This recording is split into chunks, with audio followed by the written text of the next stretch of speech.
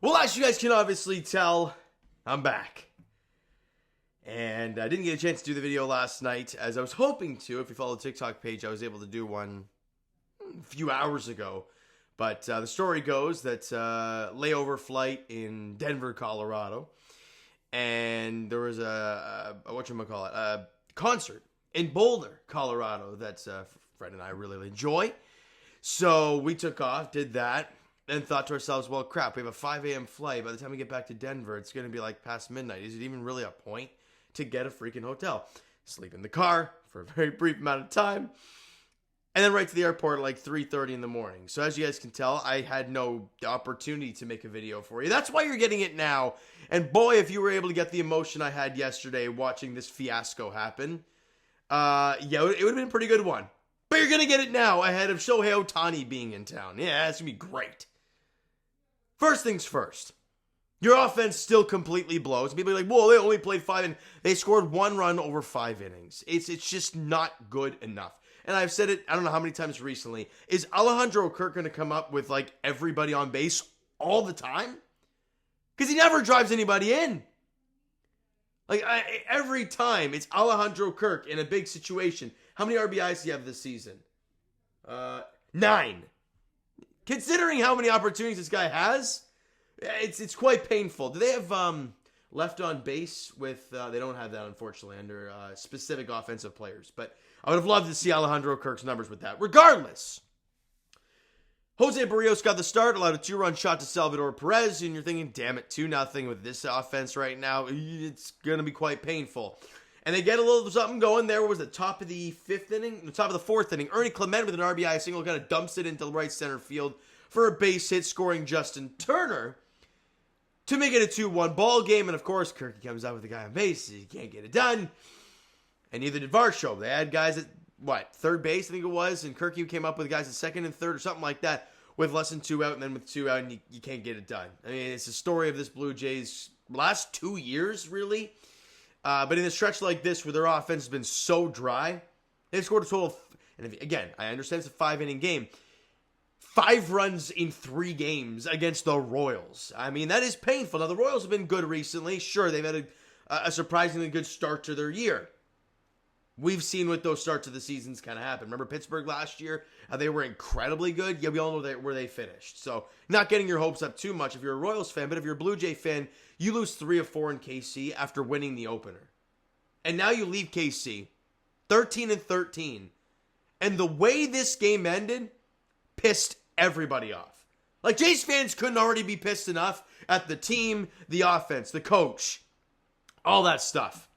You had Mother Nature into the mix here. Rain pissing down in KC. And I'm very shocked that they were able to finish that bottom half of the 5th inning.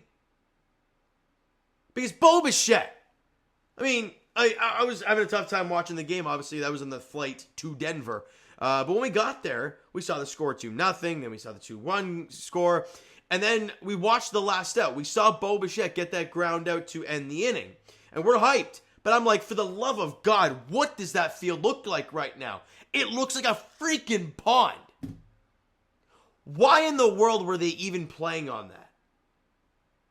Once you see, I mean, I learned in freaking like Pee Wee baseball, you see puddles forming, you get off the damn field. They don't. They keep playing. And the field gets so mashed up and disgusting that even after the rain has stopped, tarps come off, the field's already gone to crap. So they have to call the game, and the Blue Jays lose 2-1 through 5 innings. Now, am I sitting here saying that I'm confident the Blue Jays would have scored at least 1 more run in the next 6th, 7th, 8th, or 9th inning? No. But to not even get that chance in a 1-run ball game when your team is reeling, it is just adding insult to injury and pouring salt in the wound with what this team is going through. It's really bad. I hate what the hell how that was worked out from the Royals standpoint and from the umpire standpoint. It was awful. You want to finish a damn ball game. You knew what the weather was going to be. You have the damn radar. And to say, yeah, let's try and finish this inning when it's literally a freaking pond in the entire infield. and then call the game after because, well, field's crap. Shocking. I'm using that word a lot recently. But you know what? It's worth it. Because it was awful, awful, awful. And I've never seen anything like that. I really haven't. But let's get off that point. Because we are still sitting here with the Blue Jays' top 3 guys in their order doing diddly freaking squat. Diddly squat. Now, with me doing the video the next day, since I'm right here, I'm able to give you exact numbers what these guys are doing. George Springer has an OPS of 662. I don't give a crap. 13 walks and 13 strikeouts. Shut up. Okay?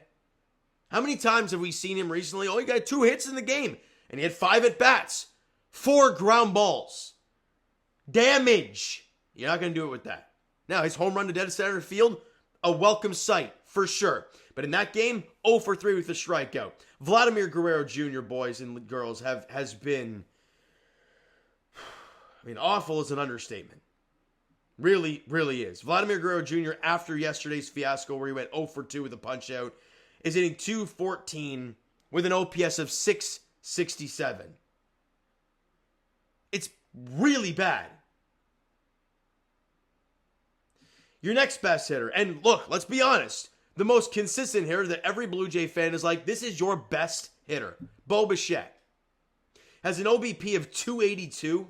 Now, he's never been a big OBP guy, but if you look at his career numbers, let me pick up his OBP. 339 last year, 333 in 2022, 343 in 2021, 328 in 2020, and even in this first season in 2019, 358. He's sitting at 282, a batting average of 223, and I see Siri here talking to me. Give it a second, ladies and gentlemen. She's got to fire her 2 cents worth in. Oh, not just want to speak. She knows I'm pissed. She knows I'm pissed. And Bo Bichette has an OPS of 612. He has never had an under 800 OPS in his career. I understand it's April. I truly do. And we've seen this from Bo Bichette in the past where, his offense goes a little quiet early on and it's a little shaky and it doesn't look great for him. Oh, here you go. Hold on a minute. One sec. Oh. What? And she just listed off Bo Bichette's OPS. Would you look at that, Siri? Thank you for that. Didn't need her. Anyways, an OPS of 612 from your best hitter is not good enough. Your Justin Turner is your best hitter right now. He's hitting 324 with a 416 OBP. And, no, not Bo Bichette. Justin Turner and an OPS of 930. He's given you everything and more. Dalton Varsho, we know what he's been doing for this team. He was 1 for 2 in that game. He's got a 915 OPS. Who saw that one coming? But your best 3 hitters, hell, your best hitter, and I'm going to put that in air quotes, best hitter, has an OPS of, let me just make sure Vladdy's ahead of George, 667. That is your 1, 2, 3 in the order. It's not good enough. And for this team to make the playoffs, or hell, even be competitive, those 3 guys have to figure it out. And I sound like a broken record at this point, but it's damn near obvious. They need that. And they need their catching position offensively to not be a black hole. Alejandro Kirk offensively has been so bad. He's got an OPS of 451. 451. Even last season, when we were all complaining about his offense, and it still wasn't great. 692, not good enough. Danny Jansen, I understand he just came back from the injury, and he's still trying to work his way back, and this and that. Let me try and find his numbers real quick. Danny Jansen, behind the dish. He's even got a 728 OPS with no home runs. Got 3 doubles in his first 6 games. He's been fine. Fine, though. Again, look at these team stats offensively. Runs scored, 24th. Hits, 23rd. Average, 21. OBP, 15th because you walk a ton. Slugging percentage, 21st. OPS, 20th. And that is with your top 3 guys being so bad. Home runs, 22nd. And then obviously we know the pitching stuff has been okay. But again, batting average against, 21st. ERA, 22nd. WHIP, 24th. Home runs allowed, 28th. This team has not been great in April. Somehow they're 13-13, but they have to figure this out and fast. Because now you get the Los Angeles Dodgers coming to town. Starting tonight, 7:07 first pitch at Rogers Center, Chris Bassitt gets the hill for the Blue Jays, and it seems like his home road splits, at least to start the season, have been so skewed. I think he's 2-3 on the road, 2-3 on the season, 0-3 on the road, 2-0 at home. Need it tonight. Gavin Stone gets the ball for the Los Angeles Dodgers in Shohei Ohtani's first game in Toronto. It's going to be an interesting one, Jays fans, I'll tell you that much. And you look at their best players. What's Mookie Betts doing? Oh, he's got 1,100 OPS. Freddie Freeman, an 835, which is significantly lower than his usual numbers, but would be fantastic on the Toronto Blue Jays. Shohei Ohtani, he's got an OPS of just under 1,100. Look at old boy Teoscar Hernandez, 807. Who else we got? James Outman, he's a good-looking player. What's he doing? Ooh, 560. Never mind, he's not great. Max Muncy, 811. Gavin Lux, 418. Okay, not great there. But again, they have Will Smith behind the dish, 864. Like, it's not even close. Their pitching staff is what has been awful. Their offensive numbers, they're 7th in runs, 2nd in hits, average, OBP, and OPS. 3rd in slugging, 3rd in home runs. They mash baseballs. The Blue Jays don't. We'll see how this thing goes this series, but boy, it doesn't look great. Like I said, Gavin Stone, Chris Bassitt tonight at 7:07. Saturday at 3:07, you got Glasnow versus Kikuchi. And Glasnow has been elite, but so has Yusei. And then in the finale, you got Kevin Gausman versus James Paxton. James freaking Paxton? The Canadians got a 2.81 ERA, of course, because the pixie dust with the freaking Dodgers, albeit he has 17 walks to 11 strikeouts. So that's something to keep an eye on for James Paxton. All right, so you know what, guys? That's going to do it for this one. If you enjoyed the video and not the game yesterday because you saw half of it and it sucked, and then you were even more pissed off because you lost a one-run game in the 5th inning. Hit the like button if you guys enjoyed it. The subscribe button, you guys not done so already. Comment down below. Thoughts on the video. Thoughts on the game yesterday. Also the upcoming series. What are your thoughts on that? Go nuts in the comments. Twitter, Discord, Instagram, TikTok, all that stuff is down below, so follow up there if you haven't done so already. And I will talk to you guys Leafs edition tomorrow. Again, I'll be at a wedding tomorrow, so it'll probably be later than usual, but it will be uploaded tomorrow night. Leafs, Bruins game, 4 now. At Scotiabank Arena, Leafs looking to even up the series. And if not, well, you're looking to be in desperate mode.